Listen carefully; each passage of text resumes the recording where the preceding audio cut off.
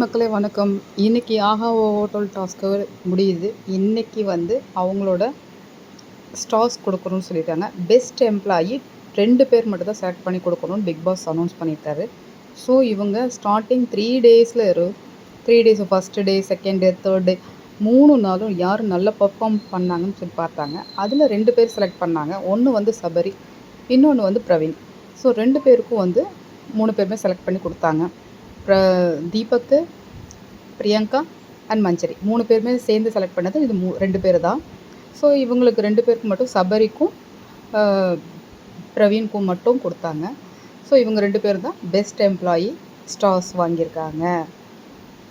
Okay, இந்த hotel task ஆஹா hotel task இதோட முடியுது.